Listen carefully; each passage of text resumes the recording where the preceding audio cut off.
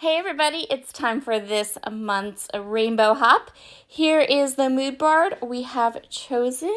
Natalie chose this one and it's beautiful, and as soon as I saw it, I thought of this background. So this background was made using a stencil, some Distress Oxide inks. There is some sequins on it, and I created this background a really long time ago. I also paired the background with a photo and then set it aside and never created the layout. So we're going to create that layout today. I am using bits and pieces from a brand new 49th and Market collection I just got in the mail. The collection is called Curator's Botanical, I believe. I will link it in the comments below. I got it from a cherry on top. I actually went ahead and purchased from them both of the new 49th and Market collections. I am a huge lover of 49th and Market right now. These vintagey type, they're like vintagey but not vintage. I just love them. So I pulled together like a little mini page kit of different elements I want to use on my page. Elements that matched the mood board and matched my background. So what I'm going to do is I'm going to move these around and kind of decide what I want to place on my page, what I want to use. A lot of what I'm using is some laser cut embellishments, which are new. I've never used laser cut embellishments before, but they're fabulous. So like perfect and delicate, and there are no white borders. I really like them. I'm going to need more laser cut embellishments because they're really quite fabulous. So I'm just going to go ahead and kind of move things around, decide what I want to use. Those butterflies are so cute. And I'm just playing with all these little embellishments. This layout came together super quick, mostly because I already had this background hanging out in my craft room. You may see coming up more videos using backgrounds that are already created, because in my cubby beside my desk where I have where I store all my cardstock and my 6x6 paper pads, I have a little section in there that is all pre-made backgrounds, pre-made mixed media backgrounds, whether they're backgrounds I made for classes or backgrounds that I made because I was playing with new product. They are just backgrounds I played with and created for fun, and then never created the layouts that go with them. I have a huge stack of them, and I have been trying really hard to kind of revisit some of my stash and some of the things that are kind of just hanging around in my craft room, trying to get, we always, as scrapbookers, we're always on the lookout for using our stash, right? But quite often, if I'm filming a video, I will say, well, I don't want to use any of my already made backgrounds. I want to make another background because I want to show you guys the process.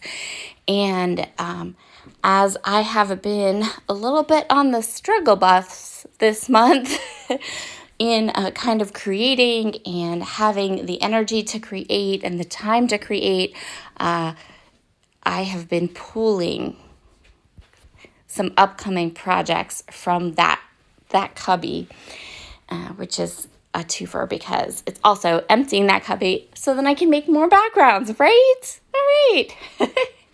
So here is the basic design and what I'm going to use.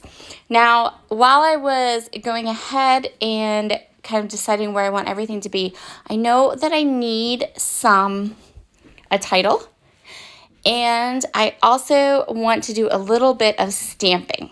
So I grabbed one of my favorite stamp sets. This one is from Kelly Stamps. I believe it's called Heart Eyes.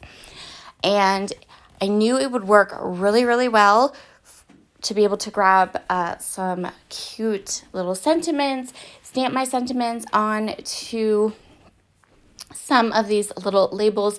There's a look at those laser cut die cut packs, and they are so good, you guys. Seriously, love them. As much as I don't like chipboard, that's how much I love these laser cut embellishments, and I would be so excited if more companies did these laser cut embellishments, because they are so amazing.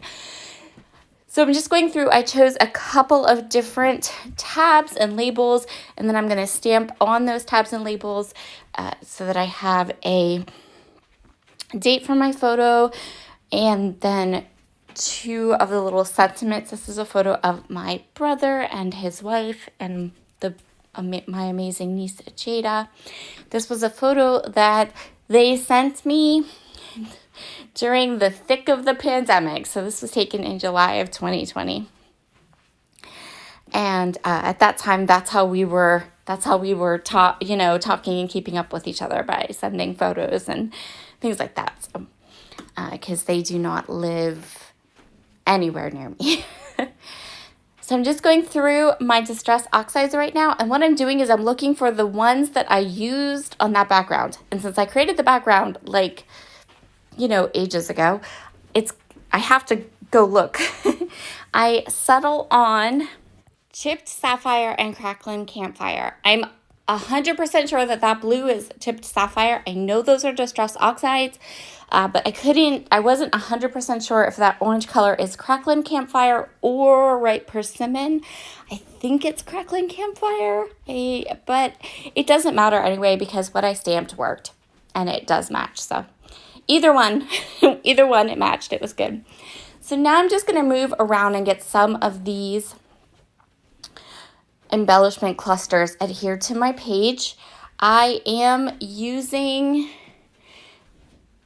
my tape runner, which in hindsight, I maybe should have used wet glue, but at the same time, this particular background is not newly made. It was made months and months ago, so it is thoroughly, completely 100% dry, and I didn't have any problems with my tape runner sticking to it.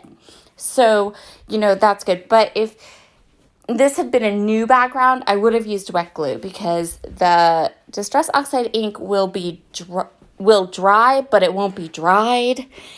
Sometimes it'll be dry to the touch, but it won't be dry. And then tape runner will kind of do funky stuff and not sit right on it. So just going to go ahead. I am keeping my stamping pretty simple. I'm going to stamp looking all cute and stuff on one of these labels. On the other one, I'm just going to stamp together.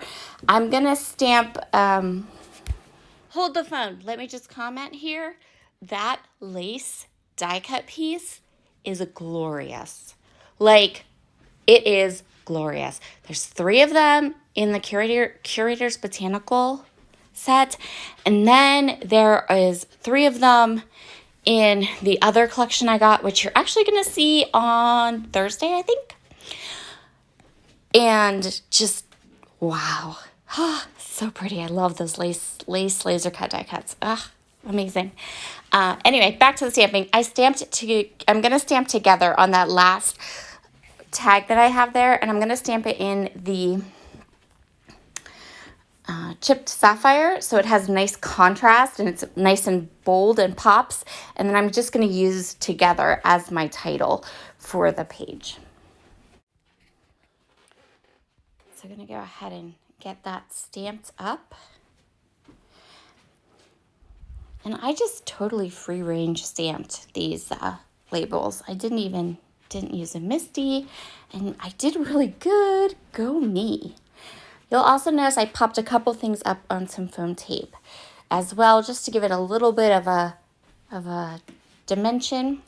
So now I just have to trim off that bottom portion, and then our layout is finished.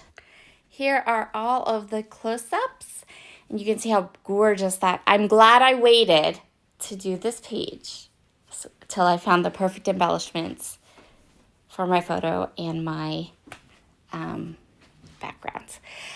Be sure to head over and check out Natalie's project, and I'll talk to you all again soon. Bye.